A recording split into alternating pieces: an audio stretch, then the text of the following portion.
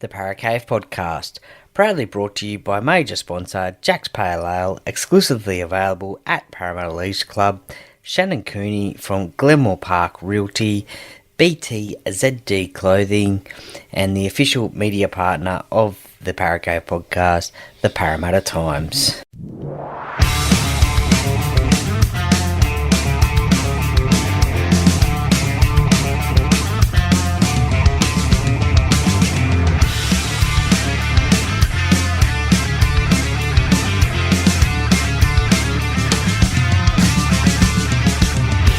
Welcome to another episode of the Paracave Podcast. And now over to your host, Troy Warner, broadcasting live from the world-famous Paracave. And yes, hello and welcome back to another episode of the Paracave Podcast. Troy Warner here, and continuing on with my State of Origin predicted teams. It is time now for the Queensland 4X Maroons, I guess you could call them. That's what they were called back in the old days. I don't know if they're the 4X Maroons anymore. I think they're the Westpac Maroons, I think, these days. I think both sides are sponsored by their major sponsor is Westpac, which is quite interesting. But anyway, the Queensland team. Now, as I've said previously, I am a New South Wales supporter. So, you know, I guess I sort of do care who Queensland pick, but I don't really, because it's all about New South Wales for me. But they are the reigning champions of State of Origin. They've won back-to-back series with Coach Billy Slater, who is doing a great job for them. Some would love to see him at Parramatta as their head coach. I wouldn't mind him seeing him there either. He's done the job at State of Origin. Can he do it at club level? Who knows? Potentially, yes. I guess he would be in contention for the Melbourne job one day, even though they have thought of Jason Riles as replacing Craig Bellamy whenever he retires, as he is going around again in 2025. Look, this is not about club football. This is about State of Origin. This is my predicted Queensland State of Origin side for Game 1, June 5 at Accor Stadium. Now, if we go back to Game 3, in which the New South Wales Blues won that game, we go back to Game 3, the Queensland side looked like this. It was AJ Brimson, Xavier Coates, Valentine Holmes, Hamiso Tabuai-Fidow, Murray Tuolagi, Cameron Munster, DCE, Ruben Cotter, Harry Grant, Tino Fa'asuamaleaui, David Fafita, Jeremiah Nanai, Pat Carrigan, Ben Hunt, Lindsay Collins, Mo Fadawaka, and Corey Horsburgh, as they were the team that took on the Blues and lost in Game 3 last year. Now, Game 1, 2024. Well, this is going to be an interesting one as well, because just like the New South Wales side, the Queenslanders have been hit by injury. So, 3 big injury, I guess you could say, crisis, or the injury crisis has hit the Queenslanders as well, with 3 particular players that would have been picked for State of Origin, that is for sure. Tino Fa'asuamaleaui, he is out. I think it's a ACL he suffered playing for the Gold Coast against Canterbury, I think, early on in the season. Tom Gilbert as well won't be there playing Origin. Corey Horsburgh, he is injured at the moment, I think. And the big one, which happened up at Magic Round, Melbourne Storm versus Parramatta Eels, Cameron Munster, a groin injury. So he has been having troubles throughout the year with his groin, and look, it really gave way on him on Sunday at Magic Round. So he is out of the entire 2024 State of Origin series. So that is a massive blow for the Queensland Origin side. Now, my predicted side for Queensland and the fullback position, well, look, that always causes a little bit of debate, doesn't it? Reece Walsh, Kalen Ponga. Well, I think the Queensland side will go with Reece Walsh. He did the job there last year, and look, he is an excitement machine. One of the excitingest. Is that even that a word? One of the most exciting players in rugby league, and I think he will get the position in the number one position for Queensland. Look, this just before we go on any further, this Queensland side is probably a lot easier to pick than the New South Wales side, to be honest. It probably pretty much sort of speaks for itself in each and every position. I think that's why it's probably easier to pick than the New South Wales side. And look, they are the defending champions, so why wouldn't you go with a few of their players and maybe most of their players that they had last season anyway? Because why sort of change a winning combination unless they're in absolute terrible form for their clubs? And some would say maybe some of these are, but look, it's still a pretty good looking side, pretty strong looking side, I should say. On the wings, you would probably go Selwyn Cobbo and Xavier Coates. Now, we've seen some great tries from Xavier Coates in season 2024, and none other than that one against the Warriors to win the game. That was an awesome try. And Selwyn Cobbo as well, just a young player for the Broncos, has been playing in the centre position, but wing is not foreign to him, so he can get the job done there. Tall wingers who good underneath the high ball, and very fast as well. So they're my wingers for Queensland. The centre positions, well, these one player is a centre for his club, the other is a fullback for his club, which we have seen for the New South Wales Blues where they put a fullback in at centre. So no different to this Queensland side. Valentine Holmes from the Cowboys, who escaped a judiciary penalty for a hip drop during today, or time of recording, which he was lucky for him. Otherwise, he would not have been selected for Queensland.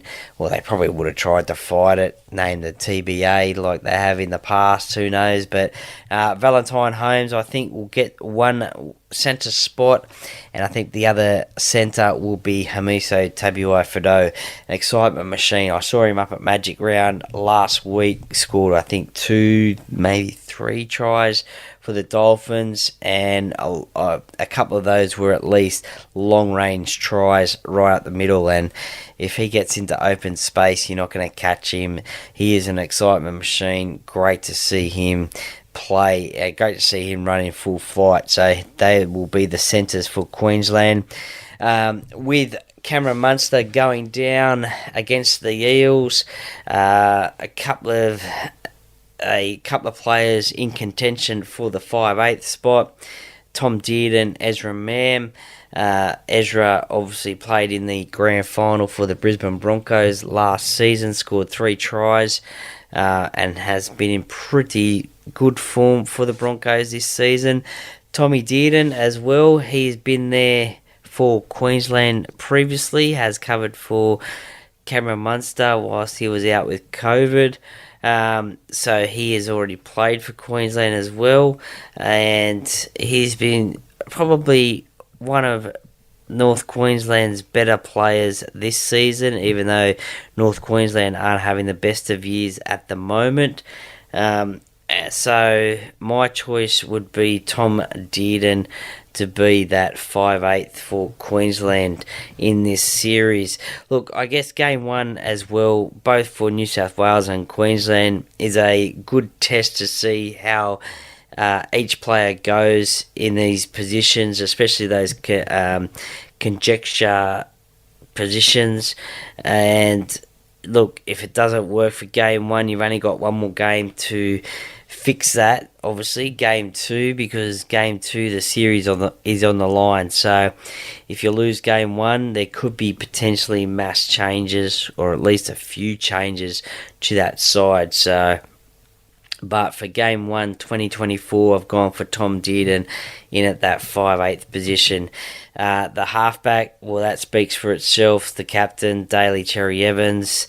No need to go on about that one. I don't think there was any other choice but Daly. So he is the halfback and captain. Front rowers, I'm going to go Lindsay Collins from the Sydney Roosters. He had a massive State of Origin series last year, so I'm going to go for Lindsay Collins as one of the front rowers for Queensland. I'm going to go Mo Fotuaika from the Gold Coast Titans as the other front rower as well. He's been there before for Origin. I think a lot of people may pick him on the bench, or even indeed Queensland may pick him on the bench, but I'm going to go for the starting position for Mo. I think he will take that big impact out of the game. We all know Origin, that first 10, 15, 20 minutes is massive in a game, so I think he will love to start the game there, do those runs off the back fence, off kickoffs and dropouts, although these days we see a lot of short dropouts, but there are occasionally the long dropouts, but I think he will get that other starting prop position.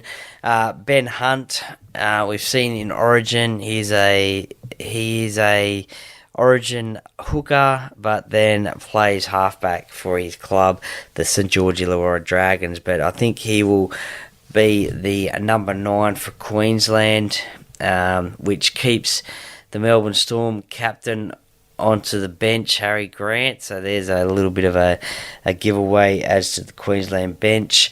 But Ben Hunt, been there, done that before for Queensland. So he will continue that role in 2024. The second rowers, look, I've gone David Fafita. He has just secured his future for another couple of years up there at the Gold Coast Titans. Wasn't that an interesting saga? Backflipping on the Roosters. The Panthers were involved in his wanted his services as well. But then he decided to stay at the Gold Coast Titans. So I think he will get one second row spot. Now, look, I'm not a rugby league expert, and I don't know if this guy can do the second row spot, but I just think need him in at the starting side. I'm going with Ruben Cotter. Now, he has won the Wally Lewis medal previously, plays front row, has played a little bit of hooker as well, but plays front row mostly. But look, I'm going to put him in the second row, just because I want him in the starting side. So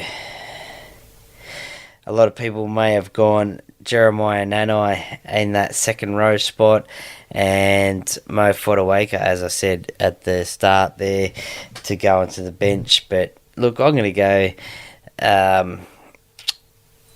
I just lost my train of thought. I'm going to go, Ruben Cotter in the second row. And look, Pat Carrigan, probably a future Queensland Origin captain in at lock. I think he will get that lock position. Also another Wally Lewis medal winner as well. Now the bench for mine, as I mentioned before, Harry Grant will get that bench spot.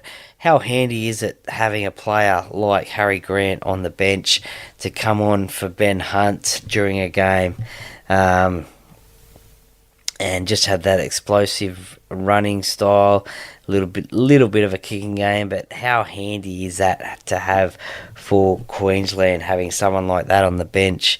And I think that's amazing to have someone like that on the bench.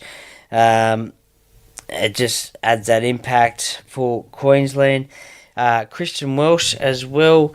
give a bit of cover for Lindsay Collins and Mo Fotuaika in that front row position. Experienced player, won premiership with Melbourne Storm, has played Origin before as well. And look, I've gone Jeremiah Nanai on the bench as well. And I've gone a debutant from the Parramatta Eels, Jermaine Hopgood. He's been in and around the Origin system, especially last year as well.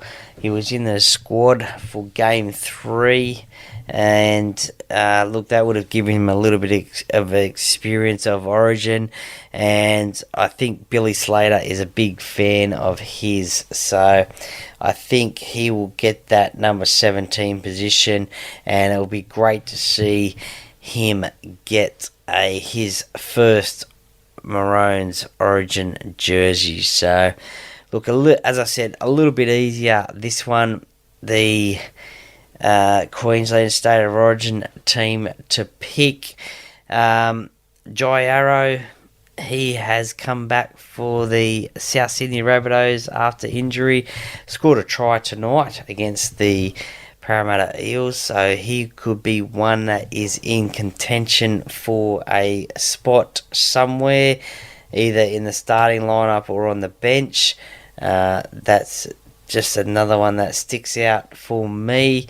So that is my Queensland State of Origin series, State of Origin team for Game 1, my predicted side. How did I go with that one? Did I get it right? We'll just run through that one again.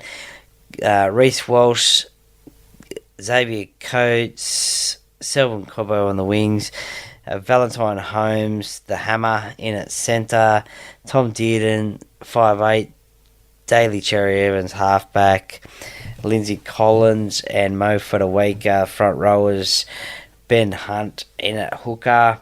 The second rowers, David Fafita, Ruben Cotter, Pat Carrigan at lock. And on the bench, we have Harry Grant, Jermaine Hopgood, Christian Welsh, and Jeremiah Nanai. So, obviously coached by Billy Slater. So, let me know what your thoughts are about that Queensland side. As I said, probably a little bit easier to pick, to be honest, because the Queenslanders, they like to pick and stick.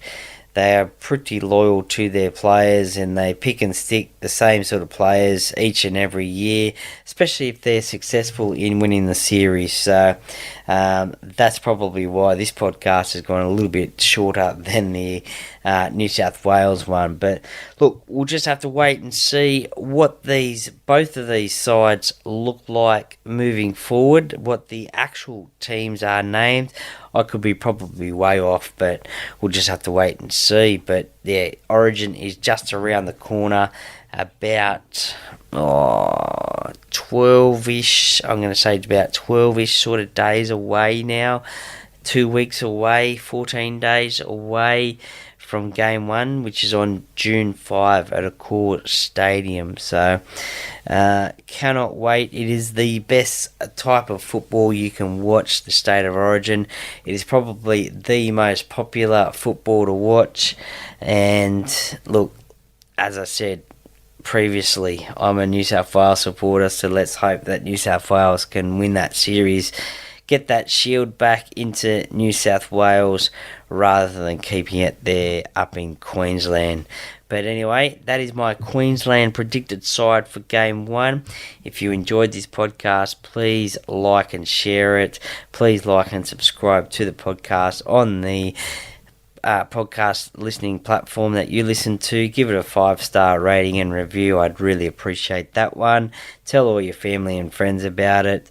And let's just wait for Origin and see what happens, and we'll just have to wait and see what happens, see who gets picked, and can't wait for Game 1, June 5, Accor Stadium.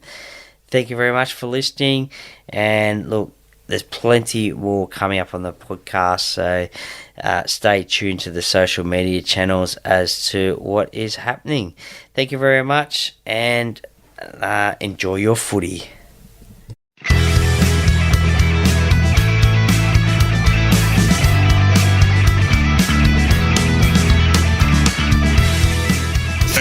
for listening to another episode of the Para Cave Podcast. See you next time.